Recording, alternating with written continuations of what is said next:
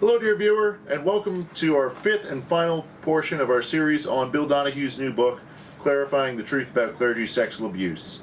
And if you've been enjoying this series so far, please be sure to click the like and subscribe button.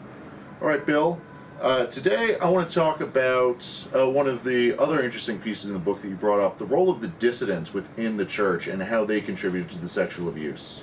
Right. I mean, the left wing of the church has always been railing against the church's teachings on sexuality in particular.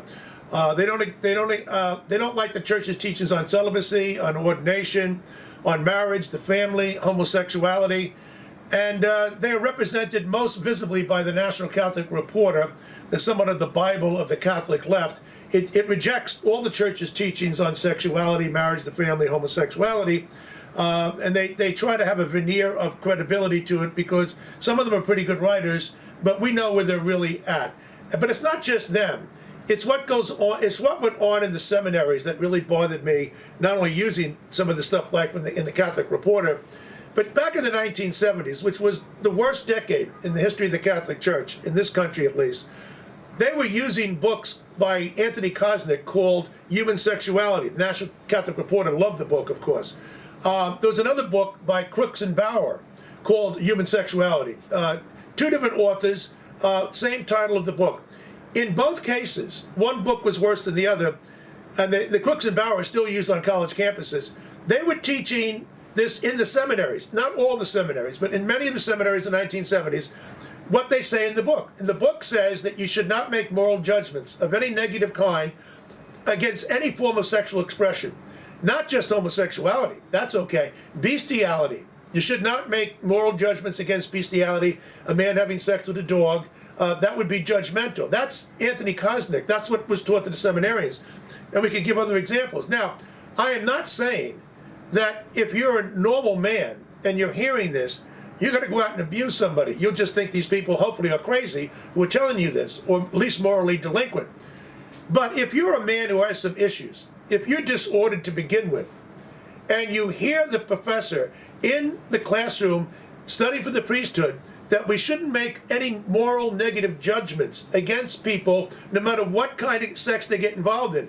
It could be necrophilia, sex with the dead. That's what Crooks and Bauer are arguing. And that was used in the seminaries. You've now given that person a green light.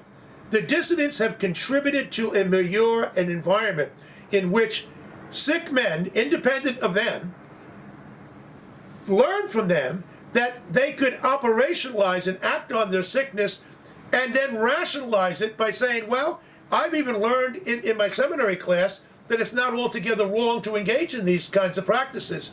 So that's the damage that is done. A man who's a practicing homosexual has to understand that he's got some real issues that he has to deal with. And if he's a priest, he's got some big problems. But if you're listening to the dissidents, what they're teaching is this: the Catholic Church's teachings are wrong. What we're saying, a much more relaxed understanding, that's the way the church should go. And of course, they have everything backwards. Right. Now, Bill, you mentioned that the National Catholic Reporter was pushing human sexuality into the seminaries. What other role did they play in other dissident organizations and publications? Well, when I say, the National Catholic Reporter was used by some of the people in the seminaries, okay? It certainly is become the New York Times of the Catholic left. And what the National Catholic Reporter does is it gives rationalization, it gives cover to people who might have a pre-existing kind of disorder, and they find out from the National Catholic Reporter that the church is the problem. The church's sexual ethics are too strict. And that then gives a rationalization. We know this from reading the John Jay studies on this, that's exactly what happens. What about the dissident nuns? Yes, unfortunately, and here I want to be very careful too, there's some great nuns. I was taught by wonderful nuns, and I personally contribute to lots of orders of wonderful nuns. Unfortunately, there are a number of nuns who have gone off the deep end. As they like to say, we've gone beyond Jesus. Well, they've been beyond Jesus. Some of these nuns actually hated Mother Teresa. I know this for a fact because right down the block from us is Empire State Building, and we had a rally for her in 2010 when the Empire State Building would not light up its towers in blue and white to honor her centenary. Who was criticizing me?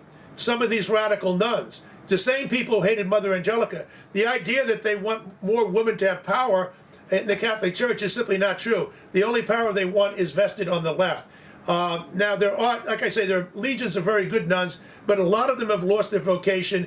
They got too caught up in mistaking their profession for that of social work.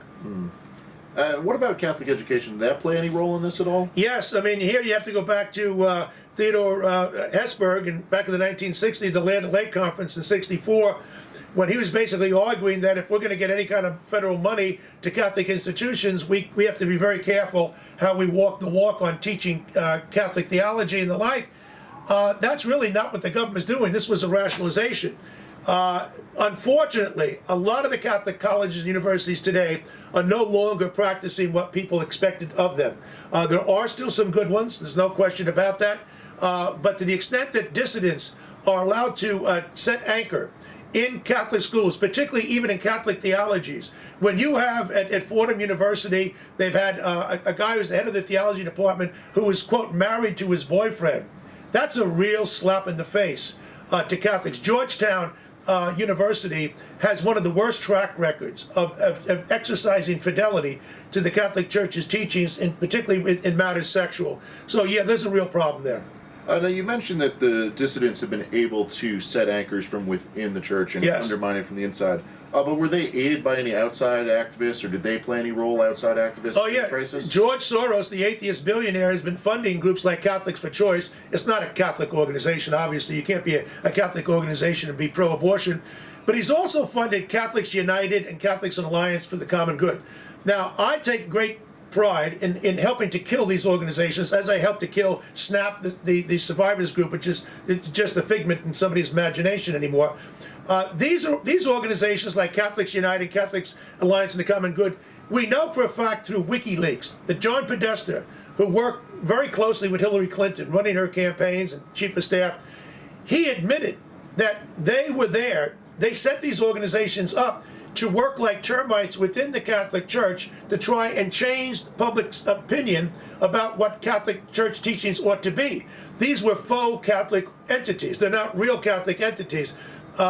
So, yeah, when you have George Soros sticking his nose into the affairs of the Catholic Church, funding organizations which are there basically to undermine Catholic Church's teachings, you've got a serious problem. So we not only have New Ways Ministry, Catholics for Choice, Dignity, and these other groups, which really don't represent anybody except for the National Catholic Reporter and those kind of people, all the malcontents. They've done a lot of damage because they give a lot of support to people who have already rejected the church's teachings and in some cases gone out and abused.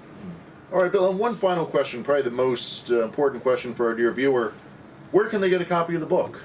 Amazon is carrying the book. Ignatius.com has the book. Catholic bookstores have it. Barnes & Noble will have it shortly. So any of the famous places that you normally go to get the book, it's now finally widely available.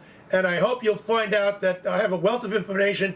It's not a book of opinion. I have over 800 footnotes carefully documenting what I say, because the book is definitely the most provocative work on this subject ever published. All right, perfect. Well, thank you, Bill, for taking us through everything that's in your new book, The Truth About Clergy Sexual Abuse. Dear viewer, if you've enjoyed this, please be sure to like and subscribe, and also check out the links below for more information on where to buy Bill's book. Thank you. Thank you so much, Mike. Thanks, Bill.